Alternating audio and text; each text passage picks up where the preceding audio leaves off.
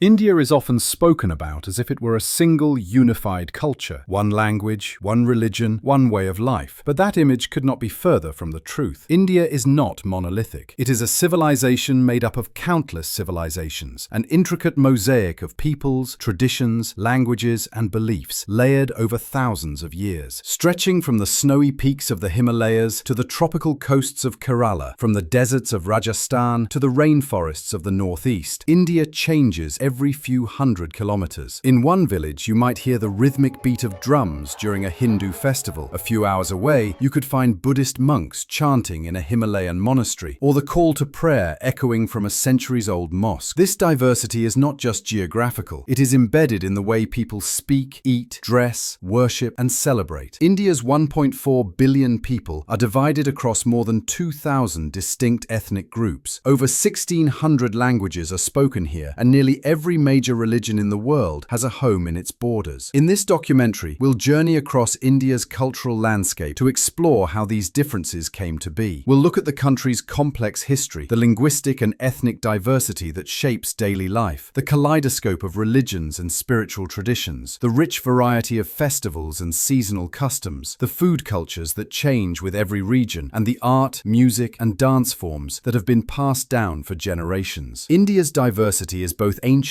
and modern, rooted in traditions that go back thousands of years, but constantly evolving as cultures blend, adapt, and create new identities. And understanding this complexity is key to understanding India itself. This is not one culture, it is 1,000 cultures living side by side. If you enjoy exploring the hidden depths of the world's most fascinating places, make sure to subscribe so you don't miss our next journey. And if you think more people should see India beyond the stereotypes, tap that like button. It helps this kind of cultural storytelling reach more viewers. To understand why India is so culturally diverse, we have to start with its geography and its history. India covers over 3.2 million square kilometers, making it the 7th largest country in the world. Within its borders, you can find some of the planet's highest mountains, driest deserts, most fertile river plains, and longest coastlines. Geography has always played a central role in shaping India's cultures because terrain creates natural boundaries, and natural boundaries shape distinct ways of life. In the north, the towering Himalayan range not only provides a physical barrier from Central Asia, but also nurtures unique high-altitude cultures in states like Ladakh, Himachal Pradesh, and Arunachal Pradesh. These areas share deep connections to Tibetan Buddhism and mountain-based traditions. Moving south into the Indo-Gangetic Plain, the landscape opens into one of the most fertile agricultural regions in the world, sustained by rivers like the Ganga, Yamuna, and Brahmaputra. Here, civilizations flourished for thousands of years. This region became the heartland for many of India's ancient kingdoms and empires, from the Maurya to the Mughal, and is still home to major cultural centers like Delhi, Varanasi, and Patna. Farther south, the Deccan Plateau rises between the western and eastern Ghats mountain ranges. This region, home to much of the Dravidian-speaking population, has its own ancient history separate from that of the Indo-Aryan north. The Deccan has seen the rise of powerful dynasties like the Chalukyas, Vijayanagara, and the Marathas, each leaving behind distinctive art, architecture, and traditions. The coastal states, from Gujarat on the west coast to Tamil Nadu on the east, have long histories as maritime trade hubs. They absorbed influences from Arab traders, European colonists, and merchants from Southeast Asia. In Kerala, centuries of spice trade brought in Chinese fishing nets, Portuguese churches, and Arab mosques, all existing alongside ancient Hindu temples. And then there are the forests and hills of the central and eastern states, home to many of India's Adivasi, its indigenous tribal communities, whose traditional predate many of the subcontinent's dominant religions and languages. Over the centuries, waves of migration, trade, and conquest layered India's cultures like sediment. If there is one thing that immediately shows India's complexity, it is language. India is home to over 1,600 distinct languages and thousands of dialects. The Indian constitution recognizes 22 official languages, but that number only scratches the surface of the linguistic landscape. Language in India is more than just a means of communication. It's a marker of identity, heritage, and community. Broadly, these languages belong to four major families. The largest is the Indo-Aryan family, spoken by around 75% of the population. This includes Hindi, Bengali, Marathi, Gujarati, Punjabi, and many others, primarily found in the northern, western, and eastern regions. These languages trace their roots back to Sanskrit, the ancient liturgical language of Hinduism, and evolved over thousands of years through interaction with Persian, Arabic, Turkic, and later European languages. In the south, you find the Dravidian languages, Tamil, Telugu, Kannada, and Malayalam among them, spoken by roughly 20% of Indians. These languages have no direct link to Sanskrit, with Tamil being one of the world's oldest living languages, boasting a continuous literary tradition for over 2,000 years. Then there is the Tibeto-Burman family, spoken largely in the northeast states like Nagaland, Manipur, and Sikkim. These languages share more in common with those of Myanmar, Tibet, and China than with Hindi or Tamil. The Austroasiatic family, meanwhile, is represented by languages like Santali and Khasi, spoken by some of India's tribal communities in central and eastern India. Even within a single language, there can be astonishing variation. Hindi spoken in Delhi sounds different from Hindi in Bihar, which in turn differs from the Hindi spoken in Rajasthan. In Tamil Nadu, the Tamil of Chennai differs from that of Madurai or Coimbatore, with unique accents, vocabulary, and idioms. Language politics in India are deeply intertwined with cultural pride. Movements to protect and promote regional languages, from Bengali to Kannada, have been powerful forces in shaping state boundaries and policies. And while Hindi and English function as link languages in government and business, most Indians are multilingual, switching effortlessly between languages depending on where they are, who they're speaking to, and what they're talking about. India's linguistic diversity is a living testament to its history, to migrations, conquests, trade, and the sheer resilience of local cultures. India is one of the most spiritually diverse countries in the world, and for good reason. It is the birthplace of Hinduism, Buddhism, Jainism, and Sikhism, four major world religions that continue to shape the lives of millions. But it's also home to Islam, Christianity, Judaism, Zoroastrianism, the Baha'i faith, and countless local and tribal belief systems. This extraordinary variety means that religious life in India changes dramatically from one region to another, sometimes even from one village to the next. Hinduism, the largest religion in India, is itself far from monolithic. Its practices range from the grand, elaborate rituals of major temples, like the Jagannath Temple in Puri or the Meenakshi Temple in Madurai, to simple daily offerings at small shrines in rural homes. Pilgrimage routes crisscross the country, from the Ganges Ghats in Varanasi to the Char Dham sites in Badrinath, Dwarka, Puri, and Rameswaram. Buddhism, though a minority religion in India today, was once the dominant faith across much of the subcontinent. Sites like Bodh Gaya, where Siddhartha Gautama attained enlightenment, remain pilgrimage centers for Buddhists from all over the world. In the Himalayan states of Ladakh, Sikkim, and Arunachal Pradesh, Tibetan Buddhist monasteries are still active cultural hubs. Jainism, with its emphasis on non-violence and asceticism, has deeply influenced Indian philosophy and ethics. Jain temples, such as those at Ranakpur and Palitana, are architectural masterpieces covered in intricate marble carvings. Sikhism, founded in Punjab in the 15th century, combines spiritual devotion with a commitment to equality and service. The Golden Temple in Amritsar stands as both a religious and cultural symbol, welcoming millions of visitors each year, regardless of faith. Islam arrived in India through traders, conquerors, and Sufi saints. Today, it is the country's second largest religion, with cultural landmarks like the Jama Masjid in Delhi, the Charminar in Hyderabad, and the Dargah Sharif in Ajmer, serving as centers of worship and community. Christianity has ancient roots here too. Tradition holds that St. Thomas the Apostle arrived on the Malabar coast in the 1st century CE. Kerala's Syrian Christian communities, Goa's Portuguese churches, and Nagaland's Baptist congregations all reflect different waves of Christian influence. There are also smaller but vibrant communities of Parsis, Zoroastrians in Mumbai and Gujarat, Jewish synagogues in Kerala and Mumbai, and Baha'i temples like the Lotus Temple in Delhi. For many Indians, religion and spirituality are not confined to weekly services or annual holidays. They are woven into daily life. Festivals, art, music, and food often have spiritual significance, and even the landscape itself is seen as sacred, with rivers, mountains, and forests tied to myths and legends. This coexistence of so many traditions, sometimes in the same neighborhood, is one of India's defining features, a living example of how diverse spiritual worlds can overlap, influence each other, and thrive side by side. If there's one thing that unites India's many cultures, it's the love of celebration. Yet even here, the diversity is astounding. Festivals vary not only by religion, but also by region religion, language, history, and even the local agricultural cycle. Each festival reflects the unique traditions of the community that celebrates it, making India's festive calendar one of the richest in the world. Some festivals are observed nationwide, though even these differ in how they are celebrated. Diwali, the Festival of Lights, is often thought of as a Hindu holiday, marking the return of Lord Ram to Ayodhya. But in West Bengal, it coincides with Kali. In Assam, Bihu is celebrated 3 times a year to mark changes in the agricultural cycle. The most famous, Bohag Bihu in April, is a riot of traditional dances, music, and feasting, welcoming the Assamese New Year. In the Himalayan region of Ladakh, the Hemis festival brings Buddhist monasteries alive with masked dances called cham, performed to the sound of horns and drums, reenacting stories of good triumphing over evil. There are countless more. Ganesh Chaturthi in Maharashtra, with towering statues of Lord Ganesha paraded through the streets before immersion in the sea. Pongal in Tamil Nadu, a Thanksgiving harvest festival with sweet rice cooked in clay pots. Eid al-Fitr and Eid al-Adha, celebrated by Muslim communities with special prayers and shared feasts. Christmas in Goa, where Portuguese traditions still influence midnight masses and street decorations. And local tribal festivals like Hornbill in Nagaland, which showcases the heritage of the state's many tribes through music, dance, and craft. What's remarkable is not just the number of festivals, but how many are tied to the seasons. India's agrarian roots mean that harvests, monsoons, and changes in weather are still celebrated in many communities. This deep connection between the rhythms of nature and the rhythms of life is part of what gives India's cultural calendar such vibrancy. In India, there is always a festival somewhere, and each is a window into the heart of the community that celebrates it. If language and festivals reveal India's diversity, food cuisine makes you taste it. Indian cuisine is not one cuisine. It is thousands of regional and local traditions shaped by geography, climate, religion, and history. Every state, every district, sometimes even every village, has its own signature dishes and cooking methods. In North India, wheat is the staple in many regions, so meals often center around breads, roti, naan, paratha, paired with rich, hearty curries. Punjab's cuisine is famous for butter chicken, sarson da saag, and makki di roti, while Kashmir is known for its saffron-infused rice dishes and the elaborate wazwan feast, featuring multiple courses of lamb cooked in aromatic gravies. The colder climate encourages the use of dairy, yogurt, ghee, and paneer, and slow-cooked stews that warm the body. In South India, rice is king. Meals here often include a variety of lentil-based dishes, coconut in many forms, and tangy tamarind flavors. Tamil Nadu is famous for its dosa and idli, served with sambar and chutneys. Andhra Pradesh is known for its fiery spice blends, while Kerala blends coconut milk, curry leaves, and spices in seafood curries and vegetarian stews. Karnataka's Udupi cuisine emphasizes temple food, simple, balanced, and entirely vegetarian, while Hyderabad, with its Indo-Islamic heritage, is celebrated for its biryani, rich with saffron and fried onions. Western India presents yet another palette. Rajasthan's arid climate gave rise that could last without refrigeration, like gatte ki sabzi, gram flour dumplings in yogurt gravy, and kher sangri, desert beans. Gujarat offers a vegetarian feast of sweet, savory, and tangy flavors, from dokla to undiyu. Maharashtra spans spicy coastal Konkan seafood, hearty inland fare like puran purani, and Mumbai's famous street food, vada pav, pav bhaji, and pani puri. Goa's cuisine blends Indian and Portuguese influences, vindaloo curries, chorizo sausages, and bebinka dessert. Eastern India is shaped by rivers, forests, and the sea. Bengal is known for its love of fish and rice, delicate sweets like rasgulla and sandesh, and mustard oil-based curries. Odisha shares many Bengali traits, but has its own temple food traditions, such as the Mahaprasad, served at Puri's Jagannath temple. The northeast is a different world altogether. Rice, smoked meats, bamboo shoots, and herbs dominate here, with influences from Southeast Asia. Dishes like Nagaland's smoked pork or Assam's tenga fish curry reflect a lighter, less spice-heavy style than much of the rest of India. Religion plays a key role in shaping what people eat. In many Hindu communities, especially among Brahmins and Jains, vegetarianism is a deeply rooted principle. In contrast, coastal and tribal communities often have diets rich in meat and seafood. Islam brought dishes like kebabs, pulao, and layered breads, while colonial influences left their mark. Tea culture from the British, bakery traditions from the Portuguese, and even certain cakes and puddings from the French. And then there's street food, perhaps the most democratic culinary tradition in India. In Delhi, chaat stalls serve spiced potato patties, tangy chutneys, and yogurt. Kolkata is known for kathi rolls and puchka, while Indore, in Madhya Pradesh, is a street food paradise with dishes like poha jalebi and sabudana khichdi served side by side. Street food is a place where regional flavors blend, evolve, and travel with people. In India, food is never just fuel. It's a reflection of history, climate, trade, faith, and identity. Sharing a meal is sharing a culture, and in a country as diverse as India, every plate tells a different story. India's artistic traditions are as varied and layered as its languages and cuisines. Across the country, art, music, and dance are not just entertainment, they are forms of storytelling, vehicles for spirituality, and living expressions of regional identity. In Tamil Nadu, Bharatanatyam blends precise footwork with intricate hand gestures to narrate Hindu epics like the Ramayana. In Kerala, Kathakali is theatre as much as dance, where performers spend hours applying elaborate face paint and donning ornate costumes before enacting moral tales through exaggerated expressions and stylized movements. In the north, Kathak originated in the courts and temples of Uttar Pradesh and Rajasthan, known for its graceful spins, rhythmic footwork, and storytelling sequences. Odissi, from Odisha, is one of the oldest dance traditions, with sculptures from ancient temples depicting its poses, while Manipuri dance from the northeast emphasizes fluid, rounded movements, often accompanied by devotional songs. Music is equally diverse. In the north, Hindustani classical music, shaped by centuries of interaction with Persian and Central Asian styles, is known for its improvisation and expressive ragas, performed on instruments like the sitar, sarod, and tabla. In the south, Carnatic music, rooted in the temples, is more composition-based, with a rich repertoire of devotional pieces and intricate rhythmic patterns played on the mridangam and violin. Folk traditions are everywhere, from the lively Bhangra of Punjab, celebrating harvests with energetic drumming and dance, to Rajasthan's Mangani musicians using the haunting sound of the sarangi to sing ballads of kings and gods. In Goa, music blends Indian rhythms with Portuguese guitar styles, while the northeast draws from tribal chants and bamboo instruments. Visual arts span from the monumental to the intimate. Temple carvings at Khajuraho, Hampi, and Konark are encyclopedias in stone, narrating myths and daily life. Painting traditions like Madhubani from Bihar use bold lines and bright colors to depict nature and gods, while Wali art from Maharashtra employs simple geometric forms to illustrate village scenes. Patachitra from Odisha and West Bengal involves intricate scroll paintings on cloth, passed down through generations. In the modern era,